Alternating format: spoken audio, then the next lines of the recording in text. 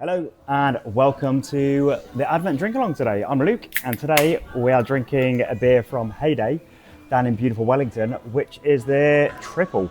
It's part of their odd assembly quadrology of Belgian style beers. So they had an Abbey single, a Belgian double, this is the triple, and also they did a quadruple. So wonderful family of beer styles.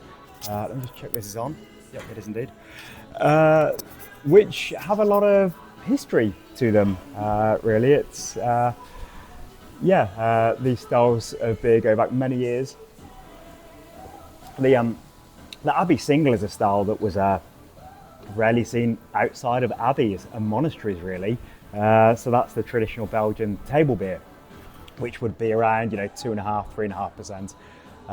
And lovely and flavoursome and beer brewed for the table to go with food. It's what the monks would drink as their beverage, and it's just a very easygoing kind of golden beer. And then you've got the double, which is it's a level up in alcohol, but also in darkness. So there's more complexity in the malt. You're getting more like sort of fig flavours coming through.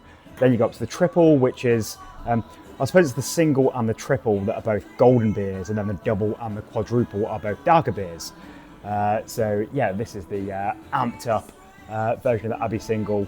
But it's also, it's got the high ABV thanks to having things like candy sugar in it. There's a lot of esters and phenols. And then you've got the quadruple, which is the big, rich, darker, highest ABV beer in the family of traditional Belgian series. So I've had all of the Odd Assembly series from Heyday, and they've all been fantastic. So we have their Abbey single in the beer club, the Beer of the Week club, a little while ago. They've been getting released all throughout the year.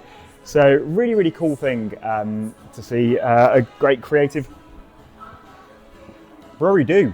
There aren't many breweries I can really think of, to be honest, that have had a single, double, triple and quadruple all out at the same time, even if the releases were staggered through the year.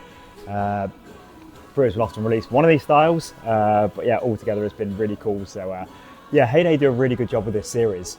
They've just started a new series for this coming year, which is all about collaborations with other brewers.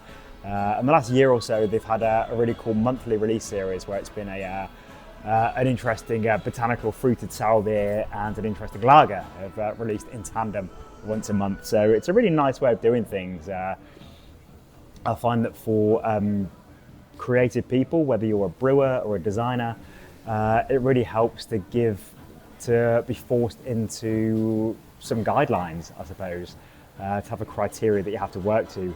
Otherwise, you've just got every opportunity at your fingertips, and it's kind of paralyzing. So it's really smart the way that Heyday do it creatively, and they have had some super creative beers. It's always really cool seeing the releases that they're coming out with just super interesting adjuncts, whether it's culinary style things or flowers or wood. So they also reference all of the history of beer and things that are going on all over the world. Really, really cool creative brewery. They're just on Cuba Street in Wellington. Definitely a place you should go and visit next time you're in Wellington. And if you live in Wellington, you probably already go there all the time because it's a really cool spot. Belgian triples. I feel like I've said this about several of the beer styles. Triples are one of my favourite styles. I feel like I was saying that about bitter the other day. I've definitely said a lot about dark lagers and amber lagers. But I suppose the reason I started Beer Jerk is because I love beer and I love all the different beer styles. Except California Common. I'm not a fan of steam ales. I'll drink them. I appreciate one well made. But I'm never excited about drinking a California Common. But every other beer style, I love them. But some I love more than others, and Belgian triples are right up there.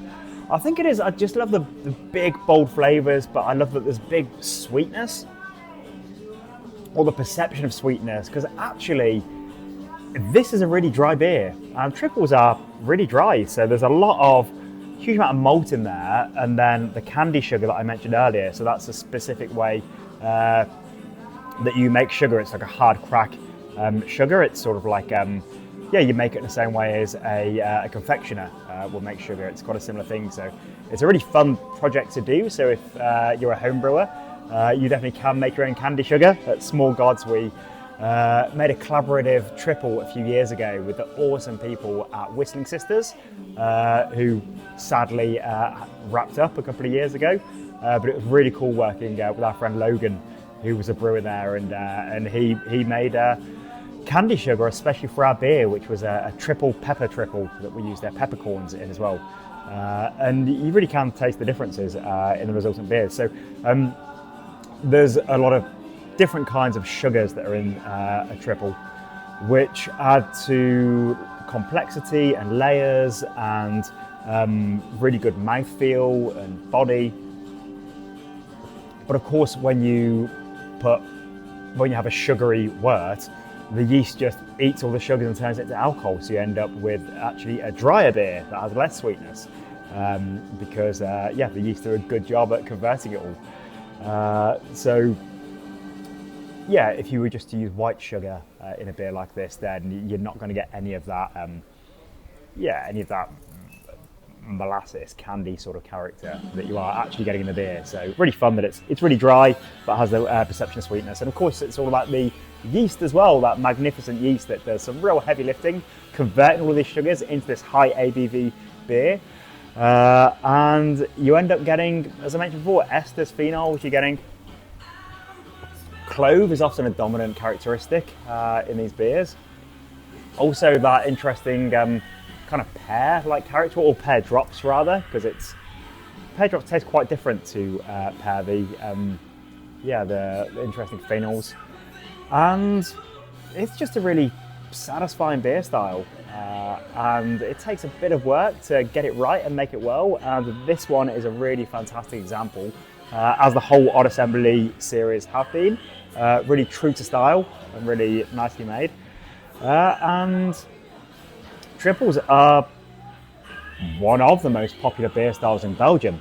Of course, us beer nerds in New Zealand, we often think about all the interesting wild ferment things, and we're thinking about Rodenbach and Trefontaine and Cantillon, and then they're all kind of nerdy ones, but they're really tiny in regards to their production, the amount of those beers that are drunk. It's of course, Pilsner is the king, beers like Stella Artois, but triples are right up there. They're so popular. And I remember being with friends on a guided beer tour and tasting when we arrived in Brussels, and the host telling us that anything that was below 8% ABV was basically a sports drink, and this is when things start to get really interesting, when you are getting to the 8% ABV triples. And there's just something meaty and hefty about a beer like this. It is definitely not a refreshing beer. It is not a beer you want to smash and throw back a whole pint of when you finish work in the hot sun. It's a beer to be sipped and to be savoured and to be shared. A beer that goes great with food, goes really well with, of course, fries and mayo, with mussels in the Belgian classic. So yeah, it goes really well with like salty foods and fatty foods. So yeah, I absolutely love the style of triples. I love what the brewers and the creative team at Heyday are doing. It's always something unexpected and interesting out of those guys, and yeah, they just keep being creative and putting cool stuff out. So I hope you're enjoying this on a Friday night. Another big beer to ease you into the weekend. Cheers! I'll see you tomorrow.